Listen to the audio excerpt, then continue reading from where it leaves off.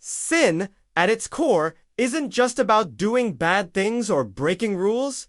It's about unbelief. When Jesus says in John 16, verse 9, of sin, because they believe not on me, he's not just talking about people who do wrong stuff.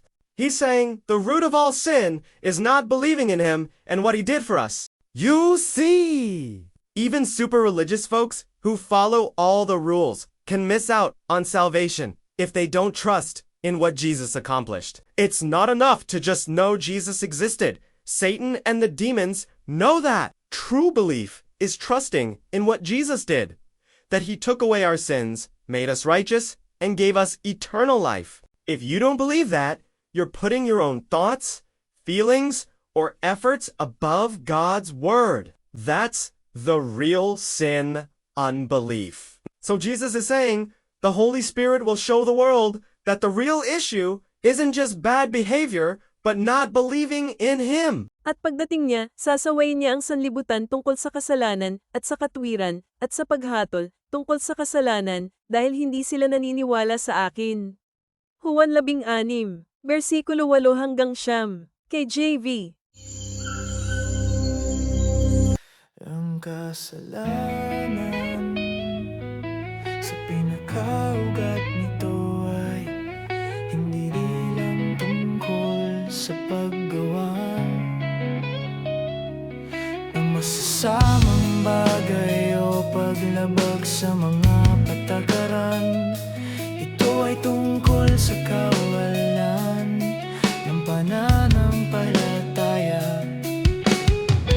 Nang sabihin ni Jesus sa Juan 16, talata 9, tungkol sa kasalanan dahil hindi sila naniniwala sa akin. Hindi lang niya tinutukoy ang mga taong gumagawa ng masamang bagay. Sinasabi niya na ang ugat ng lahat ng kasalanan ay ang hindi paniniwala sa Kanya at sa ginawa niya para sa atin. Nakikita mo kahit ang mga sobrang relihiyosong tao na sumusunod sa lahat ng patakaran ay maaaring hindi makamit ang kaligtasan kung hindi sila nagtitiwala sa nagawa ni Jesus.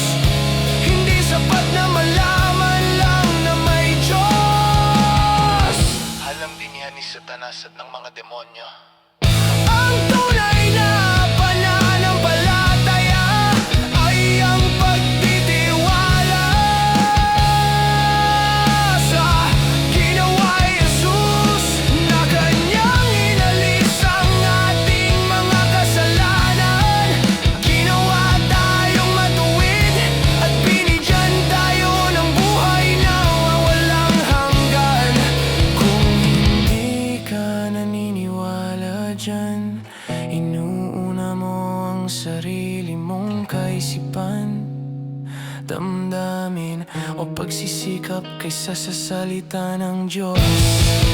Yan ang tunay na kasalanan, ang kawalan ng pananampalataya. Kaya sinasabi ni Jesus, ipapakita ng banal na Espiritu sa mundo na ang tunay na issue ay hindi lamang masamang pag-uugali, kundi ang hindi paniniwala sa Kanya. Paki-share po ang channel, Si Jesus ay Hari, sa ikaluwalhatian ng Diyos.